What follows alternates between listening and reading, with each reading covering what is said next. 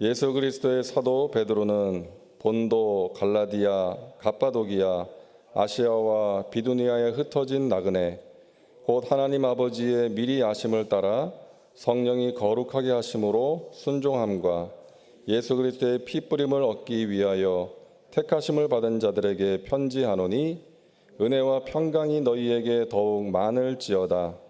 우리 주 예수 그리스도의 아버지 하나님을 찬송하리로다. 그의 많으신 긍휼대로 예수 그리스도를 죽은 자 가운데서 부활하게 하심으로 말미암아 우리를 거듭나게 하사 산 소망이 있게 하시며 썩지 않고 더럽지 않고 쇠하지 아니하는 유업을 있게 하시나니 곧 너희를 위하여 하늘에 간직하신 것이라. 너희는 말세에 나타내기로 예비하신 구원을 얻기 위하여 믿음으로 말미암아 하나님의 능력으로 보호하심을 받았느니라. 그러므로 너희가 이제 여러 가지 시험으로 말미암아 잠깐 근심하게 되지 않을 수 없으나 오히려 크게 기뻐하는도다. 너희 믿음의 확실함은 불로 연단하여도 없어질 금보다 더 귀하여 예수 그리스도께서 나타나실 때에 칭찬과 영광과 존귀를 얻게 할 것이니라. 아멘. 예, 오늘 저는 목사님께서 읽어주신 베드로전서 1장 1절에서 7절까지의 말씀 본문으로 해서 산 소망이 있게 하시며 이런 제목으로 잠시 말씀 나누기를 원합니다. 여러분, 우리가 성경을 통해서 보면 그 이방인을 위한 사도를 흔히 바울이다 이렇게 이야기합니다. 그리고 유대계 기독교인을 위한 사도로 우리는 베드로를 이야기하고 있습니다. 오늘 우리가 읽은 이 베드로서는 사실 그 AD 63년, 64년경에 기록되었다고 그렇게 알려져 있습니다. 근데 이 베드로서가 그 무렵에 기록되었을 당시에 현재 그 당시의 상황은 여러분 아시는 것처럼 로마가 다스리던 시기였고요. 그리고 63년, 64년쯤에는 여러분 혹시 기억하실지 모르겠지만 로마에 큰 불이 있었어요. 대화재가 있었습니다. 그래서 그 불 때문에 불을 낸 사람이 누구냐, 불을 지른 사람이 누구냐라는 이야기가 많았습니다. 그래서 불을 낸 사람이 누구냐라고 해서 지목되었던 사람이 누구였냐? 바로 우리가 다 아시는 것처럼 네로 황제가 범인으로 지목이 되었어요. 그러다 보니까 이 네로 황제는 자기에게 쏟아지는 비난과 그 화살들을 면하기 위해 여러분 그 비난의 화살을 누구에게 돌렸습니까? 유대계 기독교인들에게 화살을 돌렸어요. 그래서 우리가 아는 것처럼 이 네로 황제 당시에 기독교인들을 향한 박해가 굉장히 심했습니다. 기독교인들을 향한 핍박이 심했습니다. 그러다 보니 이 기독교인들이 버티다 못해서 너무 힘드니까 자기들이 살고 있던 지역들을 떠나고 벗어나고 흩어지고 또 이동하고 이전하고 그런 모습들이 많이 나타나게 되었습니다.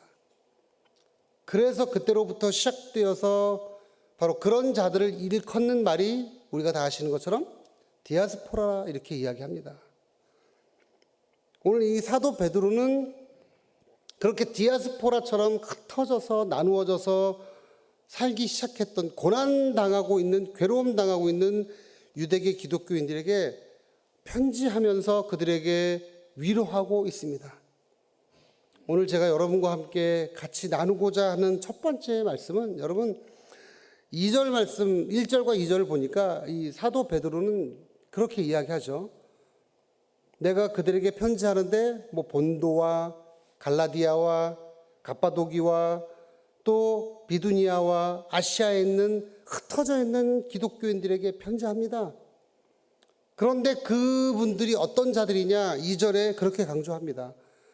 그런 유대계 기독교인들은 바로 이미 오래전부터 만세전부터 하나님 아버지께서 특별하게 택하신 분들이다라고 이야기합니다.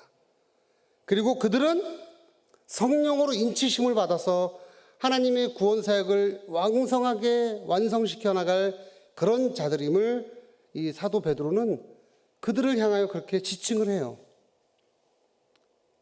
이유는 간단합니다. 왜? 여러분 아시는 것처럼 그렇게 많은 고난과 연단과 고통받는 그들에게 여러분 위로하기 위하여 너희들은 정말로 하나님의 특별한 택함받은 자녀들이다라는 것을 각인시키고 있습니다. 여러분 저도 이제 이 캄보디아에 나가서 사역한 지 14년이 되었는데 그곳에서도 여러분 오늘 이 본문 2절에 나오는 말씀처럼 하나님께서 이미 오래전부터 택한 백성들이 있었습니다. 그리고 그곳에도 역시 하나님께서 하나님의 자녀들로 구별된 자들이 있었어요. 그래서 저도 가서 사역을 하면서 어떤 사람들이 하나님의 자녀들일까, 어떤 사람들이 하나님이 택한 백성들일까 저도 찾기에 열일을 하였습니다. 그러나 뭐 그렇게 쉽지는 않았어요. 맨 처음 저희가 캄보디아에 도착해서 제가 사역하는 지역인 깜뽕치낭이라고 하는 지역으로 들어가서 사역을 시작할 때 저희 사역지 일단 그 일반 집을 렌트를 해서 1층에 바닥에서 예배를 드리고 2층에는 저희가 사택으로 쓰고 근데 그 집이 마침 그 대로변을 지나가는 집이었어요. 근데 그 길가에 굉장히 많은 캄보디아 청소년들이 자전거 타고 학교에 가는 그런 지나가는 길목이었습니다. 그래서 그 당시에 저희는 그곳에서 살면서 그렇게 지나다니는 수많은 캄보디아 청소년들에게 아이들에게 그렇게 이야기했어요. 나중에 시간 되면 여기 우리 집이니까 놀러 와라. 나중에 시간 되면 와서 나하고 놀자. 시간 되면 와서 같이 이야기 나누자. 맛있는 것도 줄게. 그렇게 하면서 아이들에게 처음 접촉을 하기 시작했어요. 뭐 한글도 가르치기 시작했었고요. 그리고 그 아이들이 너무 못 사는 그런 나라의 아이들이다 보니까 사실은 그 아이들에게 무엇을 해주는 게 좋을까? 여러분 저는 처음에 저희가 들어갔을 때 캄보디아가 어느 정도 못 사는 나라인지 몰랐어요. 예전에 이제 이 여의도에서 사역을 하다가 이제 저는 이제 선교에 미쳐서 하나님 선교사로 나가겠습니다 이렇게 기도하니까 그때 당시에 제가 맡았던 교구에 있던 권사님이 그런 이야기 하시더라고요. 목사님 제발 캄보디아만은 나가지 마세요. 그래서 저는 왜 그런 이야기를 하시나 했어요. 근데 나중에 나가고 보니까 여러분 정말 너무 못 사는 나라예요. 그때만 해도 캄보디아가 그 GDP라고 이야기하죠. 국민 총생산을 이야기하는데 GDP가 $1,000가 갓 되었을 때예요. $1,000가 갓 되었을 때예요. 감이 안 오시죠? $1,000 그러니까 감이 안 오시죠? $1,000 하면 사실은 한 달 급여가 $100가 안 되는 그때 시기였어요. 제가 2010년, 19, 2009년 그 무렵에 나갔는데 그때 캄보디아가 $1,000 무렵 됐는데 여러분 월급 자체가 $100가 되지 않았습니다. 우리나라 돈으로 치면 한 12만 원 정도밖에 안 되죠. 그리고 그 당시에 캄보디아 상황을 보니까 아이들이 굉장히 많아요. 그리고 또 한 가지는 제가 이렇게 살펴보니까 여러분 캄보디아라는 나라에 굉장히 큰 사건이 있었어요. 여러분 혹시 기억하십니까? 킬링필드 사건이 1975년부터 80년까지 단 5년 동안에 공산 정권을 세우겠다라고 하는 이 폴포시라고 하는 사람 때문에 자기 자국민들을 300만을 학살을 해요. 그러다 보니까 그때 당시 죽임을 당했던 그 많은 대상들이 여러분 아시는 것처럼 누구였습니까? 지식인들이었어요.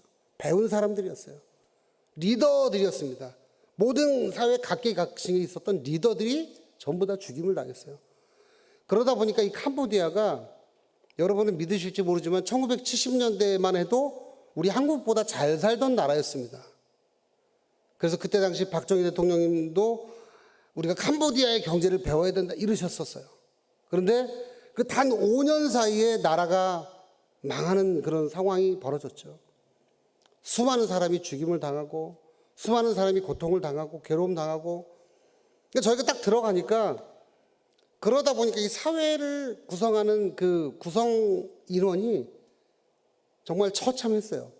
이 35세, 40세 이하의 젊은 아이들은 65%, 70% 이상 되는 수치를 나타내고 있었고요. 40세 이상의 그 기성세대라고 이야기하죠. 기성세대와 장년층, 노년층들이 전체 인구의 30% 정도 채 안 되는 그런 상황이 있었습니다. 그래서 저희들도 자연스럽게 사역의 포커스를 청소년들에게 그리고 청년들에게 아이들에게 맞추었어요. 그래서 그 아이들에게 뭐 이런저런 것들도 베풀고 뭐 아이들이 너무 저희들이 이제 저희 교회에 처음 나오기 시작했던 아이들을 보니까요. 남자 아이들의 경우도 키가 170이 넘는 경우들이 거의 없었고요. 몸무게도 50kg를 넘는 애들이 많지 않았어요. 남자 아이들이 청년들이 44 사이즈를 입어야 되는 아이들이 많았어요. 우리 한국은 강제로 자기가 빼서 44 사이즈를 입는데 거기는 뺄 필요 없이 못 먹어서 44 사이즈가 맞는 아이들이에요. 다르죠. 저희가 지켜보면서 너무 안쓰러워서 우리 집에 놀러 와라. 밥 해줄게. 밥은 제가 안 하니까 저희 아내가 하니까. 그래서 우리 집에 놀러 와라. 밥 해줄게. 빵 줄게. 또 우리 아내가 빵도 만들 줄 알아요. 그래서 이런저런 그런 것들을 베풀기도 했었습니다. 근데 특히 이제 이번에 제가 특별하게도 오늘 이 본문에 나오는 것처럼 특별한 그 아이들을 만난 기억이 있었어요. 여러분, 이 선교사님들이 1년 가운데 지내면서 선교지에서 지내면서 여러분 언제가 제일 행복하시는지 아세요? 언제가 제일 행복한 날이겠어요? 설날일까요? 추석일까요? 아니면 제 생일일까요? 아닙니다. 선교대회에 들어오기 위해 출국하는 그 당일날이 저희가 제일 행복한 날이에요.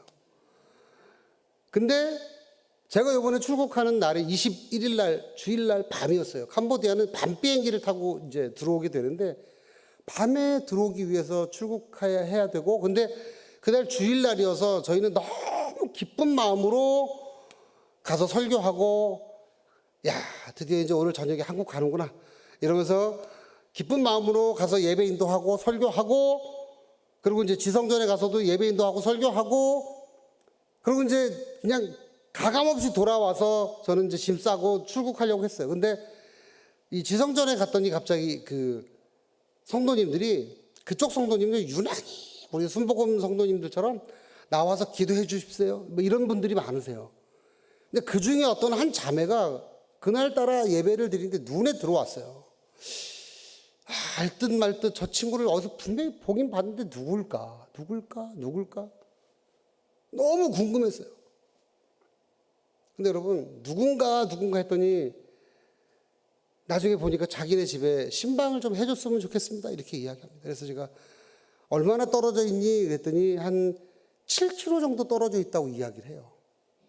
그래서 7km면 이제 차로 가면 한 5분 정도 걸리니까 이 친구가 이제 오토바이로 앞에서 가고 저희가 뒤에 따라가고 그 친구가 같이 왔었던 그 자매가 저희 뒤에 같이 타고선 갔어요. 이제 한 5분만 뒤면 가서 기도해주고 가면 되겠구나라고 생각으로 열심히 운전하고 따라가고 있었습니다. 근데 아무리 가도 도착하지 않는 10분이 지났는데 도착을 안 해요. 그러고 나서 갑자기 골목으로 이렇게 들어가기 시작을 합니다. 근데 골목으로 들어갔더니 양쪽 옆에요 집들이 쫙 있는데 아 이제 다 왔겠구나 싶은데 아직도 도착을 안 해요. 계속 가는 거예요. 그래서 제가 언제쯤 가면 될까 해서 우리 뒤에 앉은 같이 제가 태우고 왔던 그 자매에게 물었어요. 얼마나 더 가야 되니? 물었더니 이 친구가 이렇게 이야기를 합니다. 목사님 계속 가야 돼요. 그래서 제가 10분이 지났는데 벌써 7km가 아니라 10km가 지났는데 조금만 더 가면 되겠지. 계속 운전해서 갔어요. 근데 어느덧 달리다 보니까 비포장길이 나오고 양쪽 옆은 집이 나오다가 그치고 논밭이 나오는 거예요. 갑자기 불안해지기 시작합니다. 잘못 따라온 거 아닌가? 또 계속 갔어요. 쭉 가고 있는데 또 양 옆에 이제는 논밭이 아니라 이제 물이 나오기 시작합니다. 배 타고 건너가는 거 아닌가? 그래서 제가 물었어요. 뒤에 있는 아이한테 또 물었어요. 얼마나 더 가야 되니? 그랬더니 목사님 계속 가야 됩니다. 얼마나 몇 미터를 가야 됩니다. 이것도 아니고 그냥 목사님 계속 가야 됩니다. 이 말만 하는 거예요. 이제 불안해지기 시작하는 거예요. 불안해지기 시작하면서 갑자기 제 머릿속에 내가 왜 따라간다 했을까? 오늘 밤에 한국 가는데 왜 내가 이 고생을 하러 따라왔을까? 막 이러면서 저 혼자 그냥 막 불평이 막 그냥 막 입이 이만큼 나왔죠.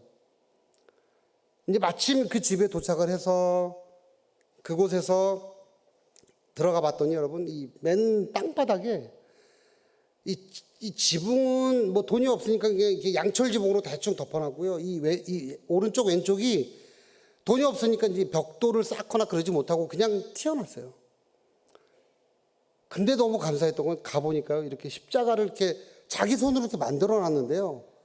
만들어 놓은 십자가를 붙여놓고 물어보니까 이 친구가 매 주일마다 그곳에서 자기가 그 동네 아이들을 전부 모아놓고 주일학교 예배를 드리고 주일학교 교사로서 그렇게 헌신 봉사하고 있었던 그런 자매였어요.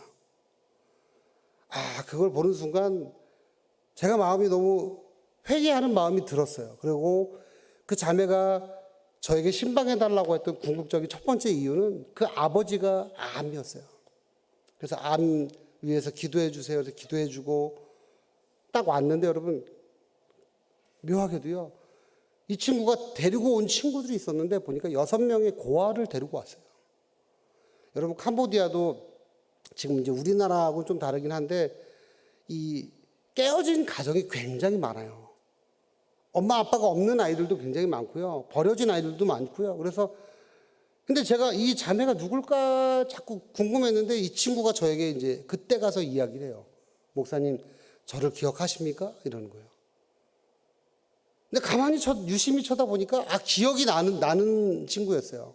몇 년 전에 저희가 캄보디아 청소년들을 소개받아서 학사로 이렇게 한 15명 정도 되는 아이들을 저희가 학교 보내기 위해서 데리고 뭐 재우고 입히고 뭐 학교 보내고 그러기 위해서 그 학사를 시작했을 때 이 친구도 이 고아 아이들을 데리고 들어오려고 했었어요. 그랬는데 뭐 다른 이유 때문인지 아무튼 이 친구가 들어오려고 했다가 이제 이게 안 되고 그 뒤로 한 몇 년 동안 연락이 끊어졌었어요. 여러분 이 캄보디아라는 나라는 여러분 우리나라는 그래도 이 부모님들이 이 아이들을 키우다 보면 과거에 우리 부모님 세대들은 그랬잖아요. 여러분 나는 못 배웠어도 우리 아이는 학교 보내야지 이러셨잖아요. 근데 캄보디아 부모님들은 그렇지 않아요. 또 가뜩이나 또 아이들이 막 5명, 6명 이렇게 많다 보니까 여러분 아이들을 낳아서 굳이 다 대학 보낼 생각이 없어요. 그리고 아까 말씀드린 것처럼 가정에 물질이 필요하니까 한 13살, 14살 이렇게 키우면 이 아이들을 여러분 공장에 보내기도 하고요. 이런저런 일용직에 보내기도 하고요. 돈 벌어오라고 이렇게 보내기도 하고 식모로 보내기도 하고 이래요. 그러니 그렇게 보내진 아이들이 여러분 공부할 수 있습니까? 이렇게 된 아이들이 자기의 나이에 맞게 학교 공부를 할 수가 없어요. 그래서 저희들이 그런 아이들을 받아서 저희가 대신 부모와 같이 먹여주고 입혀주고 그렇게 했었던 기억이 있었습니다. 근데 그 아이들을 그렇게 받을 뻔했었는데 못했다가 나중에 몇 년 만에 이 친구들을 다시 만나게 된 거였어요. 저는 그렇게 그 친구들을 보면서 그럼에도 불구하고 저희 쪽에 들어오려고 했다가 안 되었음에도 불구하고 이 친구가 자기도 어려운 가운데에도 그 아이들을 고아들을 6명뿐이 아니어서 더 데리고 있더라고요. 그 아이들을 자기가 데리고 있으면서 자기가 먹여주고 재워주고 애들을 학교 보내고 주일날은 같이 예배드리고 말씀 가르치고 제가 그런 모습을 보면서 하나님 이 친구들을 만나게 하기 위해서 이렇게 어려운 가운데 저를 신방 오게 하셨군요. 제가 나중에 선교대회 갔다 돌아와서 이 친구들과의 이 친구들과의 교제를 더 이어갈 수 있도록 주님 저에게 지혜를 주세요. 이런 기도를 제 마음 가운데 하게 되었습니다. 여러분 이 친구들은 제가 보면서 느낀 게 오늘 말씀에 나오는 것처럼 하나님이 이미 오래전부터 택한 주님의 백성들이었어요. 주님의 자녀들이었어요. 그들을 보면서 제 마음 가운데 회개가 일어났고 주님 용서해 주세요. 물론 제가 한국 가는 것도 중요하지만 이 친구들을 만난 게 더 중요합니다. 이 아이들을 본 게 제가 너무 기쁩니다라는 고백이 나왔습니다. 그리고 여러분 오늘 우리가 읽었던 3절 말씀에 그리고 6절과 7절 말씀의 본문에는 그렇게 말하고 있죠. 여러분 아까 말씀드린 것처럼 유대계 기독교인들이 많은 고난을 당했어요. 고통을 당했어요. 그런 가운데 사도 베드로가 그들을 위로하는 말씀을 그들에게 편지로 보냈습니다. 그리고 그들에게 그렇게 강조합니다. 여러분들에게는 반드시 우리 주님께서 산 소망이 있게 만들어 주실 것입니다. 이렇게 말하였습니다. 여러분 기억하십니까? 희망과 소망은 분명히 달라요. 희망은 내가 바라는 거지만 소망은 내가 바라는 것이 아니라 누가 우리에게 주시는 겁니까? 주님이 우리에게 베풀어 주시는 거예요. 오늘 아마도 이 자리에도 여러분들 가운데에도 나에게도 소망이 있기 위해서 이 자리에 나와서 기도하고 계신 줄 믿습니다. 여러분 제가 마지막으로 이 간증을 드리고 마칠 텐데 여러분 저희가 그 캄보디아에 있으면서 참 그 최근 3년 동안이 사실 제일 힘들었죠. 아까 말씀드린 것처럼 저희가 이 청소년들을 받아서 양육하고 부모와 같은 역할을 하고 학교 보내고 했는데 팬데믹이 닥치고 코로나 사태가 터지면서 여러분 저희 사역지에 확진자들이 생겨나기 시작했어요. 그러다 보니까 이 부모님들은 걱정을 하게 되어서 아이들에게 전화를 하죠. 나와라. 안전한 집에 와라. 그래서 저희들이 그동안 15명씩 데리고 있던 아이들이 코로나 사태가 되면서 다 집으로 돌아갔어요. 전부 다 집으로 돌아갔어요. 정말 저희들도 나중에는 이제 시간이 지나면서 뭐 여러분 아시는 것처럼 2년 동안 예배를 드릴 수도 없었죠. 교회 문을 열 수가 없었어요. 왜요? 저희 같은 선교사들이 예배를 드리다가 만약에 그 안에서 확진자가 나오면 어떤 일이 벌어지겠습니까? 교회는 폐쇄되고 우리 선교사들은 추방당할 수밖에 없어요.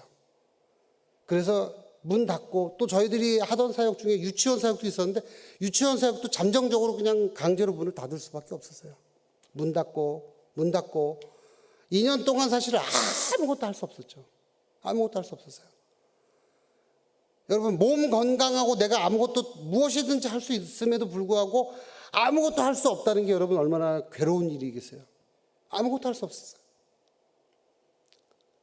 그러다가 작년 선교대회가 지나면서 다시 선교지에 돌아가서 예배가 드려지기 시작했습니다.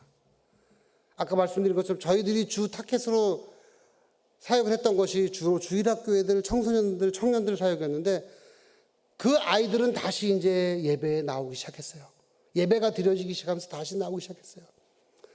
그런데 그 이전에는 어른 성도들이 별로 많지 않았어요. 저희 메인 교회에. 근데 다시 예배를 드리기 시작하니까 여러분 갑자기 어른 성도들이 하나 둘 나오기 시작합니다. 제가 깜짝 놀랐어요.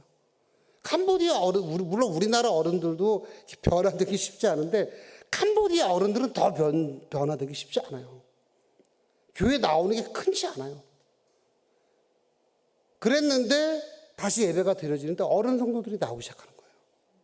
어른 성도들이 하나씩 둘씩 나오는데 그러다가 어느 날 갑자기 한 분이 마음의 문을 열고 주님을 믿겠노라고 결심했습니다.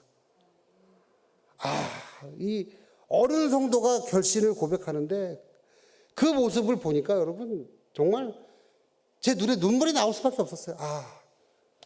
한 영혼이 천하보다 귀하구나. 근데 한 명이 아니라 나중에 좀 더 시간이 지나니까 여러분 한 명 더 와서 결심하고 또 시간이 지나니까 한 명 더 와서 결심하고 그런 모습을 보는데 여러분 이야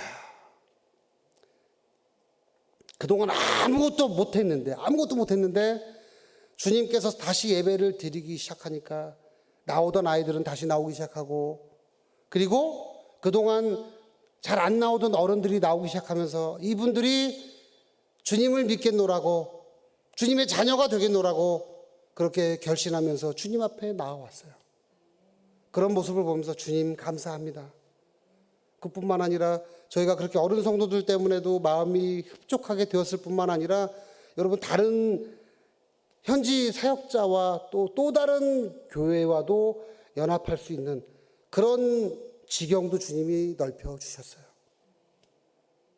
여러분 그동안 아무것도 못했는데 그것이 끝나면서 하나님은 이전에 하던 것보다 더 많은 것으로 저희의 사역을 더 넓은 영역으로 주님이 넓혀 주셨습니다. 그런 모습들을 보면서 주님 정말 2년 동안 아무것도 못하고 이렇게 움츠려 있었는데 주님 이제는 다시 달릴 수 있도록 그렇게 만들어 주셨습니다. 주님이 다시 이렇게 뛸 수 있는 기회를 주셨군요. 얼마나 감사했는지 몰라요. 여러분 말씀의 결론을 드리자면 여러분 이 사도 베드로가 유대기의 기독교인들에게 말씀드린 것처럼 여러분 우리에게는 아무리 힘들고 어렵고 고난이 있다 할지라도 우리에게는 반드시 주님이 주신 산 소망이 있음을 반드시 기억해야 될 줄 믿습니다. 왜요?